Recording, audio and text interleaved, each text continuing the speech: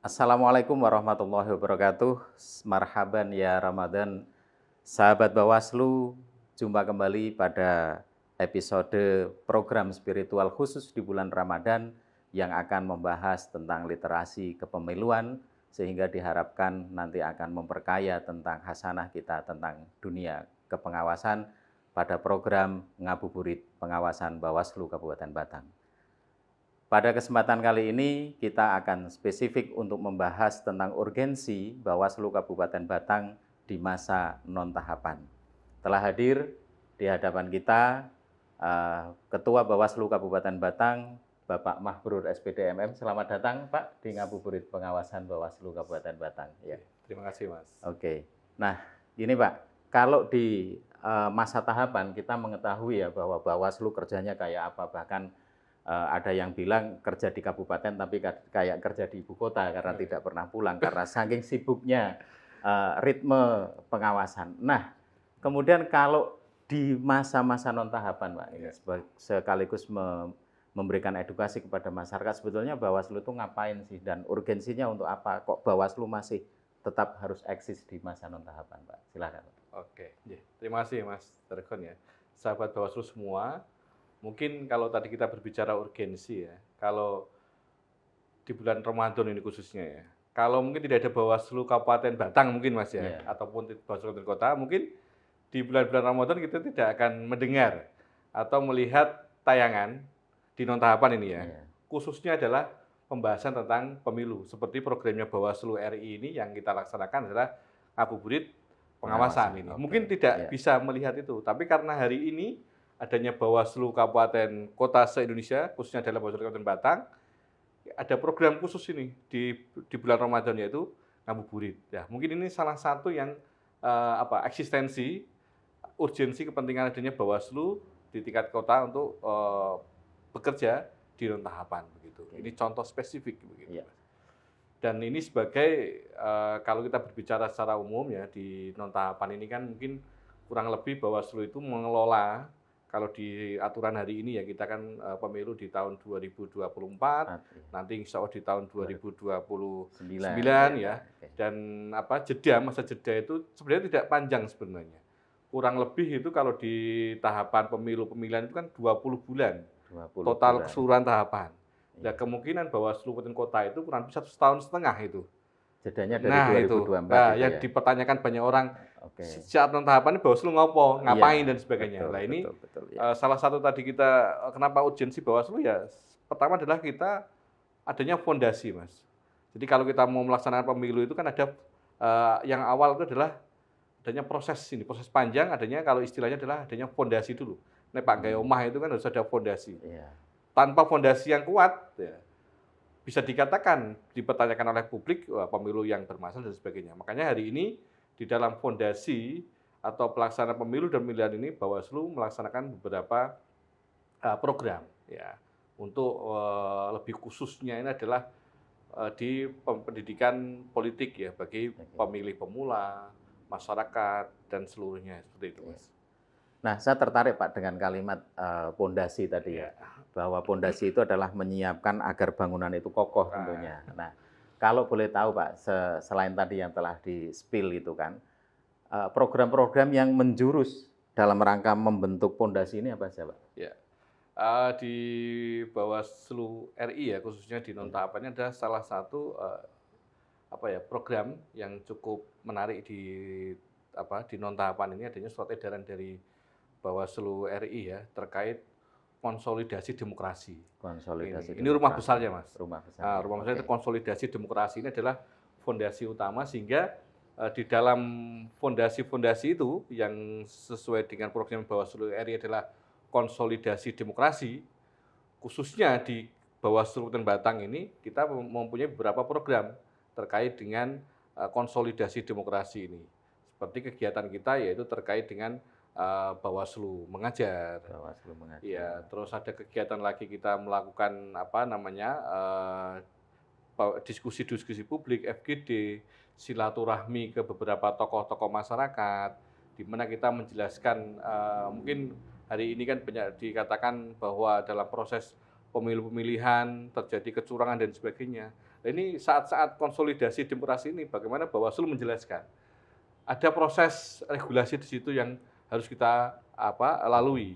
Sehingga dalam proses kita kerja-kerja Bawaslu pada saat tahapan itu, ketika kita melakukan penanganan pelanggaran, kita melakukan kegiatan pengawasan, itu ada prosedur. Tidak Iya. semata-mata ada pelanggaran harus kita proses dan lalu kita menjadikan itu kan bukan suatu keberhasilan pelaksanaan pemilu banyaknya sengketa, kan tidak. Iya. Tapi bagaimana proses-proses pencegahan ini. Ini sebagai contoh fondasi itu. Ya. Oke.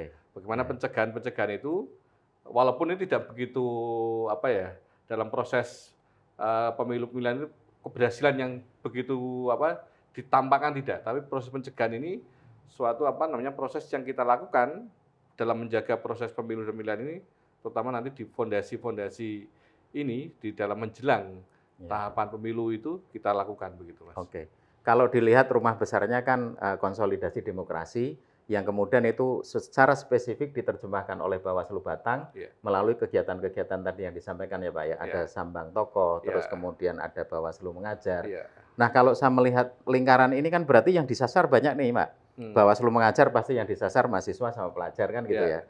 Terus tokoh gitu kan. Nah, harapannya sih Pak, harapan besarnya dari Pak Ketua atau Bawaslu Kabupaten Batang itu menyasar bagian-bagian ini. Ya, tadi itu salah satunya kita memperkuat fondasi itu kan mereka kita kasih informasi bagaimana cara memilih, bagaimana memilih yang baik, bagaimana kecurangan-kecurangan dalam proses pemilu-pemilihan itu dapat diantisipasi dengan pengetahuan.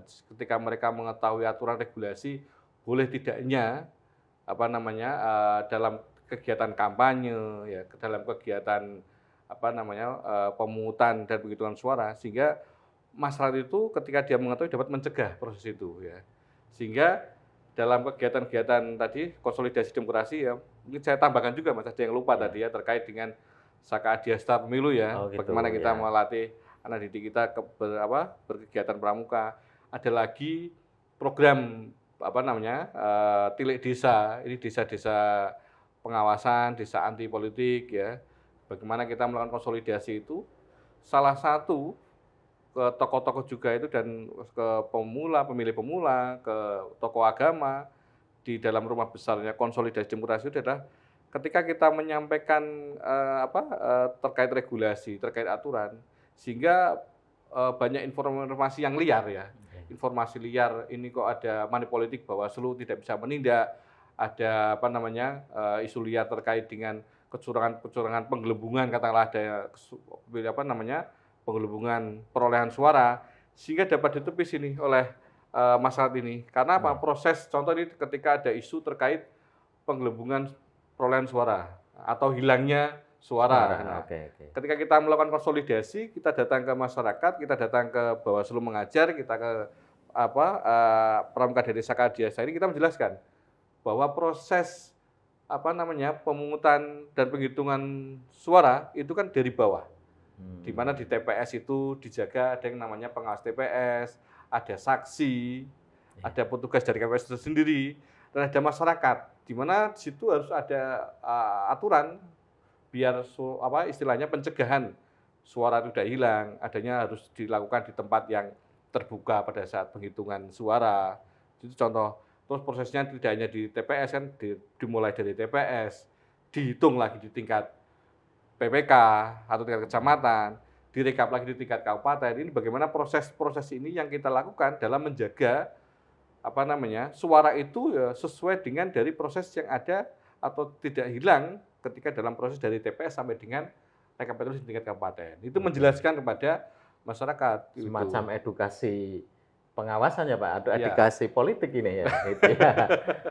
Begitu. Oke. Nah, kalau tadi saya melihat bahwa program ini kan sudah dijalankan ya Pak ya, kayak konsolidasi konsolidasi demokrasi. Nah, sepanjang Pak Mahbrur nih, sepanjang Pak Ketua turun untuk menyambangi mereka, tanggapan masyarakat Pak?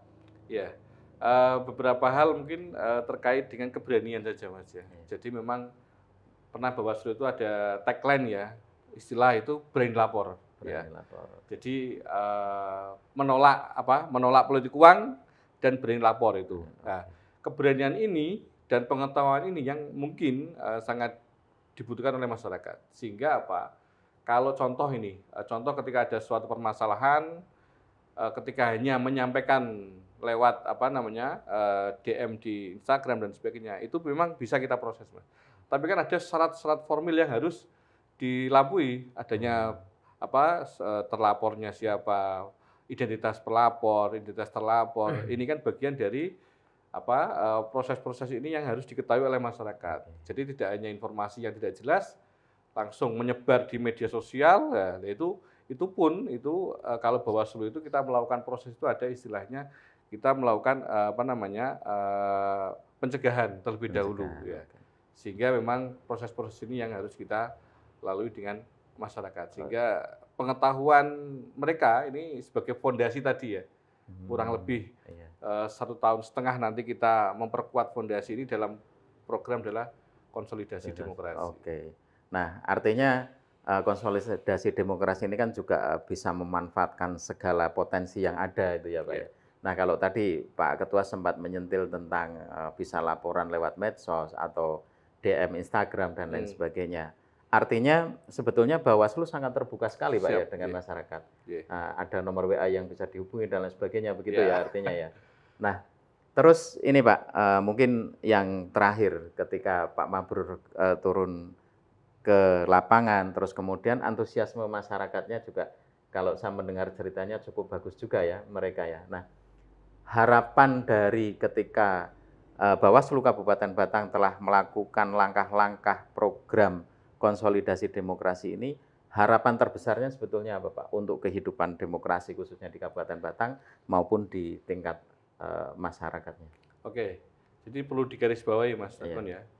Program-program konsolidasi demokrasi terkait beberapa tadi spesifik Bawaslu mengajar dan sebagainya itu adalah murni inovasi Mas ini. Inovasi Bawaslu Kabupaten Batang dalam rangka bagaimana kita memperkuat sistem itu sehingga harapan kita kalau kita ada tagline itu pemilih yang bersih, pemilu yang bersih, pemilu yang berkualitas, itu tadi bagaimana ketika dalam proses tahapan pemilu itu dalam dugaan baik pelanggaran, baik adanya informasi-informasi terkait dengan tahapan yang tidak sesuai teknisnya, itu kan kita tidak hanya sendiri ya. Kita menjangkau dari berbagai elemen tadi, bahasanya memang Bawaslu tidak sendiri. Kita memang ada masyarakat, sehingga tagline kita adalah bersama rakyat awasi pemilu, bersama Bawaslu dengan adil pemilu itu memang bisa tercapai begitu.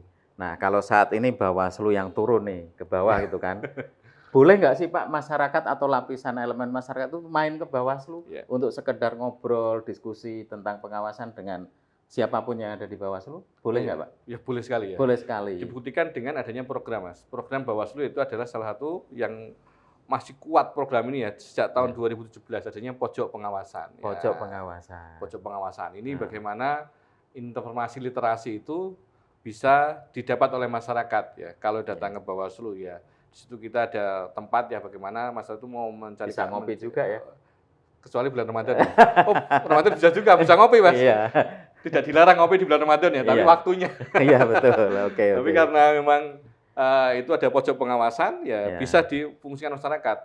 Dan bisa pun begini Mas, di non tahapan ini bukan Bawaslu tidak ada pekerjaan jika kita bisa ini ya. Memang kalau di non tahapan kita fokus di tahapan-tahapan yang sudah ada ya. Kalau di non tahapan ini bagaimana kita bersinergi dengan masyarakat, bolehlah ya. Jadi permohonan kegiatan apapun itu kita diundang untuk memberikan edukasi terkait dengan khususnya adalah pengawasan pemilu dan umumnya adalah tentang demokrasi. Kita bersedia itu hadir. Nggak berbayar kan Pak? Oh itu tidak pasti ya. Jadi itu memang bagaimana kita bersama-sama masyarakat tadi itu bagaimana menguatkan literasi, menguatkan fondasi awal untuk persiapan nanti pemilu di 2029. Yang memang hari ini masih kontradiksi ya, apakah nanti seperti apa di pemilu itu, karena memang isunya hari ini adalah adanya proses regulasi yang akan berubah. Bagi kami sebagai pelaksana undang-undang ya, kita siap apapun itu, baik pelaksanaan pemilu di 2009 ataupun di tahun-tahun berikutnya. Dan sistemnya pun kita siap. Siap, oke. Iya.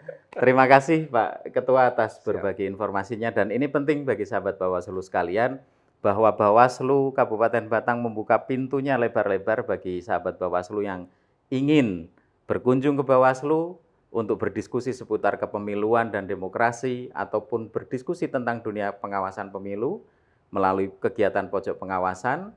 Dan juga Bawaslu membuka keran selebar-lebarnya bagi komunitas masyarakat, bagi komunitas pelajar, atau bagi siapapun yang ingin mengundang Bawaslu, dan itu gratis, untuk bersama-sama membangun fondasi bagi kehidupan demokrasi yang akan datang. Begitu ya Pak Ketua? Fondasi di non-tahapan. Fondasi di non-tahapan. Bagi, ya. Terima kasih Pak Ketua atas informasinya yang disampaikan, dan saya kira ini bermanfaat sekali bagi kita, sehingga kita memahami bahwa Bawaslu tanpa tahapan bukan berarti tanpa pekerjaan. Iya. Tetapi ternyata pekerjaan itu jauh lebih mulia karena sedang membangun fondasi dalam rangka menegakkan demokrasi yang lebih baik untuk Indonesia yang lebih baik pula. Terima kasih, saya Sudargono undur diri. Terima kasih Pak Ketua atas waktu yang telah diberikan. Sahabat Bawaslu, semoga kegiatan kita pada ngabuburit pengawasan kali ini menambah informasi dan literasi seputar tentang kepemiluan dan demokrasi. Kurang lebihnya mohon maaf. Bersama rakyat, awasi pemilu. Bersama Bawaslu, tegakkan keadilan pemilu. Assalamualaikum warahmatullahi wabarakatuh.